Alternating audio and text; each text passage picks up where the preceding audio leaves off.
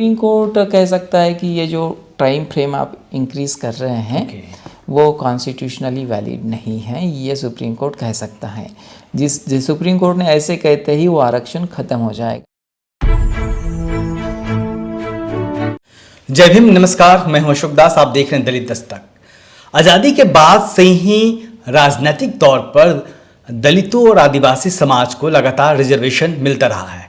यह 10 साल के लिए मिला, फिर साल दर साल हर 10 साल बाद इसको लगातार बढ़ाया जाता रहा है।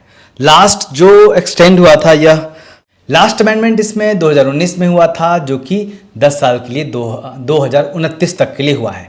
इस बीच में लगातार कई बार इसको समय समय पर चुनौती भी दी गई। साल 2000 में अशोक कुमार जैन नाम के शख्स ने इसको चुनौती दी, जो SC/ST को रिजर्वेशन मिलता है उसको। लेकिन सुप्रीम कोर्ट अब तक इस मामले पे आखिरी निर्णय पे नहीं पहुंचा। लेकिन नई खबर यह है, जो कि काफ़ी बड़ी खबर है, कि इस मामले में आखिरी फैसला लेने के लिए सुप्रीम कोर्ट में सुनवाई जल्दी ही शुरू होने वाली है। क्या है सुप्रीम कोर्ट में, क्या होने वाला है, इस बारे में हमारे साथ बातचीत करने के लिए हैं सुप्रीम कोर्ट के सीनियर एडवोकेट नितिन मेश्राम जी। नितिन मेश्राम जी, क्या है ये जो देखिए, सुप्रीम कोर्ट जी आर्टिकल 330 और 332 में SC/ST को लोकसभा और विधानसभा में जो आरक्षण मिलता है, पॉलिटिकल रिजर्वेशन कहते हैं उसको, वो पॉलिटिकल रिजर्वेशन को जो एक्सटेंशन मिल रहा है, जैसे संविधान बना तो उसमें 10 साल का कहा गया था कि 10 साल के बाद ये खत्म हो जाएगा। पॉलिटिकल रिजर्वेशन ये क्लियर होना चाहिए। ये सर्विसेज से अलग है। हाँ। सर्विसेज में कोई लिमिटेशन नहीं है, कोई काल मर्यादा वहाँ नहीं है, लेकिन काल मर्यादा पॉलिटिकल रिजर्वेशन में है। और पॉलिटिकल रिजर्वेशन जो है वो हर 10 साल में बढ़ाया जा रहा है। और बढ़ाया जाने की वजह से इम्पॉर्टेंटली जो है वो सन 2000 में अशोक कुमार जैन ने सुप्रीम कोर्ट में केस फाइल किया और कहा कि जो कॉन्स्टिट्यूशनल अमेंडमेंट होती है आर्टिकल 334 में उसकी समय सीमा बताई गई है। जो समय सीमा 334 में है, वो 334 की समय सीमा को आप जो बढ़ा रहे पार्लियामेंट, वो गैर संवैधानिक है। और उसको गैर संवैधानिक घोषित करते हुए ये आरक्षण ख़त्म करने के लिए वो सुप्रीम कोर्ट में गए हैं। ये मैटर सन 2000 जब वाजपेयी गवर्नमेंट थी तो उस पीरियड में ये सुप्रीम कोर्ट के सामने आया था। और सुप्रीम कोर्ट के सामने जब आया तो वो बेसिकली कंसिडर कर रहे थे, लेकिन इस बार सुप्रीम कोर्ट जो है उसको फाइनल निर्णय तक ले जाना चाहता है। क्या हो सकता है, क्या रिजर्वेशन खत्म हो जाएगा? सुप्रीम कोर्ट, दो चीज़ें सुप्रीम कोर्ट के सामने है कि सुप्रीम कोर्ट को कॉन्स्टिट्यूशनल अमेंडमेंट्स टेस्ट करने का पावर एक्सप्रेसली कॉन्स्टिट्यूशन में नहीं है।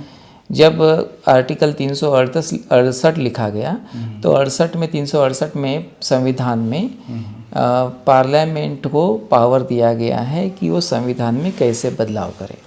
इस मामले में फाइनल मतलब ज़्यादा से ज़्यादा सुप्रीम कोर्ट फैसला सुनाएगी, आखिरी वर्डिक्ट देगी, तो क्या कर सकती है? सुप्रीम कोर्ट कह सकता है कि ये जो टाइम फ्रेम आप इंक्रीज कर रहे हैं वो कॉन्स्टिट्यूशनली वैलिड नहीं है, ये सुप्रीम कोर्ट कह सकता है। जिस सुप्रीम कोर्ट ने ऐसे कहते ही वो आरक्षण खत्म हो जाएगा। तो आज आपके पास 131 मतलब शेड्यूल कास्ट के 84 और शेड्यूल ट्राइब के 47 लोकसभा में है। हाँ, लोकसभा में आई थिंक 47 131 और हजारों सीटें तमाम विधानसभाओं को मिला दिया जाए तो हाँ काफ़ी, मतलब आप उत्तर प्रदेश में तो काफ़ी सीटें हैं। तो वो ऐसे हजारों सीटें, और फिर पार्लियामेंट में 131 जो लोग हैं वो लोग आपके राजनीतिक रूप से कोई भी SC/ST वहाँ नहीं जाएगा। अब सिचुएशन ऐसी है कि ये जो SC/ST के जो लोग चुन कर जा रहे हैं, वो कुछ लोगों का आरोप है कि वो SC/ST का प्रतिनिधित्व नहीं करते, लेकिन वो SC/ST के लोग वहाँ रहना बहुत जरूरी है। हाँ, यही मेरा सवाल यही था कि जो रिजर्वेशन मिलता रहा है, जिस तरीके के आरोप लगते रहे, 131 बड़ा नंबर है, इसके बिना सरकार नहीं बन सकती, इसके बिना कुछ भी नहीं हो सकता। आप देखिए कि आप जो सरकार बना रहे हैं, ये यदि एक साइड हो जाते हैं सपोज, तो हाफ ऑफ द नंबर जो है, हाफ ऑफ द नंबर। तो ये आरोप लगता रहा है कि वो लोग फायदा नहीं उठा सके जो रिजर्वेशन मिला था उसका। आप क्या सोचते हैं कि क्या जो पॉलिटिकल रिजर्वेशन मिला था उसका फायदा समाज को मिल सका है जितना मिलना चाहिए? देखिए, एक सिंपल सी बात है, मैं आपको बताना चाहता हूँ कि ये लोग जब चुन के जा रहे हैं तो बाबा साहब अम्बेडकर ने 1936 में चुनाव लड़ा, जो ये आरक्षण 1935 से लागू है। और जब उसके बाद में जब चुनाव हुआ 1936 में आई बिलीव, तो उसके बाद में बाबा साहब खुद चुन कर गए थे। उसके बाद में कई सारे हमारे लोग चुन कर गए। बाबा साहब अम्बेडकर के साथ 1932 में पुणे पैक्ट हुआ, और पुणे पैक्ट होने के बाद बाबा साहब को पता था कि हमारे अपने असली नेतृत्व लोग जो है चुनकर नहीं जा रहे, फिर भी बाबा साहब अम्बेडकर ने यह संविधान में प्रावधान किया। इसका मतलब बाबा साहब को कुछ पता होगा कि इवन व्हेन वो हमारा रिप्रेजेंटेशन नहीं कर रहे, तब भी इन्होंने जाना चाहिए। और ये गारंटी मौका मिलना चाहिए। और ये गारंटी ऐसे नहीं है, ये गारंटी जो है वो 1935 के पहले ही सेटल हो चुकी है कॉन्स्टिट्यूशन में। वो जस्ट उसको कंटिन्यू किया गया है और वो कंटिन्यू करते हुए ये माना गया है कि इन लोगों का प्रतिनिधित्व पार्लियामेंट में होना चाहिए। सपोज मान लीजिए SC/ST का कोई प्रतिनिधित्व नहीं है, तो पार्लियामेंट में उनके लिए शायद हो सकता है कि 131 में से 10 लोग बात कर लें, लेकिन वो 10 लोग भी आपके पास नहीं होंगे। सही बात है। तो जब आपके पास 10 लोग भी नहीं होंगे तो आपके जो अधिकार है उसका प्रोटेक्शन नहीं हो पाएगा। कम से कम एक डर तो रहता है कि अगर हम कुछ ब्लंडर करेंगे तो रोकने के लिए है, उनके ऊपर कहीं ना कहीं समाज का दबाव तो एक होता ही है। ये जो SC/ST लोग चुनकर जा रहे हैं वो बेसिकली SC/ST के साथ कनेक्टेड होते हैं कहीं ना कहीं। अब कुछ जातियों का ये आरोप है SC/ST में कि हमारे साथ कनेक्टेड नहीं रहते, लेकिन वो अपने जाति के साथ तो कनेक्टेड रहते हैं। अब SC में जो जातियां हैं, कुछ जिस जाति का है वो उसके साथ कनेक्टेड रहता है, तो उसके पास एक ओपिनियन होता है। सरकार को भी पता रहता है कि ये मेरे समर्थन में है, इनके साथ खिलाफ अचानक से कैसे कोई निर्णय लिया जाएगा। तो ये भी इसी वजह से लगातार बढ़ता भी रहा है। ऑब्वियसली। लेकिन अगर सुप्रीम कोर्ट कुछ कहता है हाँ, तो इन्हें डेमोक्रेसी पर इसका क्या प्रभाव पड़ेगा? डेमोक्रेसी पे 2 बहुत इंपॉर्टेंट प्रभाव पड़ेंगे। पहला कि ये जो SC/ST लोग हैं वो कम्प्लीटली डिसएनफ्रेंचाइज हो जाएंगे। मतलब इन लोगों का जो वोट देने का अधिकार है वो सिर्फ दूसरों को वोट देने का अधिकार में बन जाएगा, खुद को वोट देने का अधिकार खत्म हो जाएगा। ये इनका मतलब एक कंप्लीटली जो है पॉलिटिक्स से उसको वाइप आउट, इरेज करने का प्रक्रिया है, कंप्लीट इरेज है। क्योंकि अनुभव लोगों का ये रहा है और पार्लियामेंटेरियन का भी अनुभव है कि जब लोग ये जनरल सीटों पर चुनाव लड़ते हैं तो इन लोगों को बाकी कम्युनिटीज़ के लोग वोट नहीं देते। तो जब ये इनको वोट ही नहीं देते बाकी कम्युनिटीज़ के, तो ऑब्वियसली इनको चुनाव जीतने की कोई संभावना ही नहीं है। और हम लोगों ने इसके एग्जांपल्स भी देखे कि बेस्ट ऑफ द बेस्ट जो कैंडिडेट्स होते हैं वो जब जनरल सीट्स पे चुनाव लड़ते हैं SC के या ST के, तो उन लोगों को बाकी कम्युनिटीज़ वोट नहीं देती है। तो इट इज़ लाइकली दैट कि ये 131 है, जब ये ख़त्म हो जाएगी तो नई पार्लियामेंट जब बनेगी उसमें आपको एक भी SC/ST नहीं दिखाई देगा, एक भी, मैं आपको कह रहा हूँ।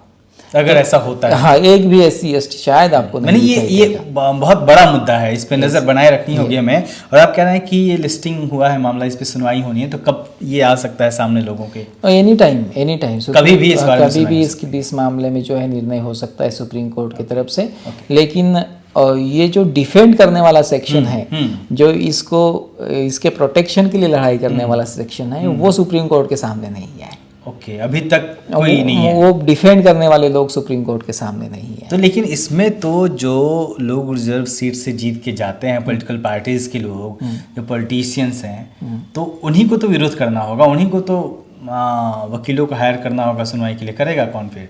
सामने खड़ा कौन होगा जब सुनवाई होगी? तो देखिए, इस मामले में जो तमाम बहुजन समाज की पार्टियां हैं, दलितों की पार्टियां हैं, उन पार्टियों ने पहल लेना चाहिए था। वो सुप्रीम कोर्ट में आके उन्होंने इस बात के ऊपर बहस करना चाहिए था। और सुप्रीम कोर्ट ने जो 1973 में जो जजमेंट दिया है बेसिक स्ट्रक्चर, उसको उन्होंने ओवरटर्न करने की कोशिश करना चाहिए था। वो बेसिकली SC/ST और जो बहुत OBC के जो गरीब लोग हैं, OBC समुदाय है, ये जो SC/ST OBC का समुदाय, उसके खिलाफ वो बेसिक स्ट्रक्चर का जजमेंट है।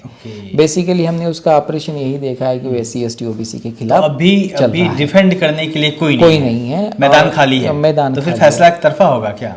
और सरकार के भरोसे पे छोड़ दिया, सरकार के भरोसे पे छोड़ दिया गया है। और हो सकता है कि सरकार इसको ना डिफेंड करे, या फिर कैसे डिफेंड करना है ये तो सरकार तय करेगा कि इसको कैसे डिफेंड करना है। या फिर सरकार खत्म करने की बात लगातार ये पार्टियां और इसके समर्थक दल तो कहते ही हो रही है। तो उसकी वजह से मुझे लगता है कि एक बहुत बड़ा सीरियस इम्प्लीकेशन है। दूसरा इम्प्लीकेशन ये है कि सुप्रीम कोर्ट जो है वो दोबारा और बेसिक स्ट्रक्चर डॉक्ट्रिन लगा के कॉन्स्टिट्यूशन में जो अमेंडमेंट की जा रही है उसको भी स्ट्रक डाउन करने की जो एक मतलब एक प्रेसिडेंट्स बन रहा है, वो प्रेसिडेंट्स मजबूत होता जाएगा और जो पार्लियामेंट है वो वीक होती जाएगी। तो ये सारे जो कानून है वो पार्लियामेंट ने बनाए हुए हैं।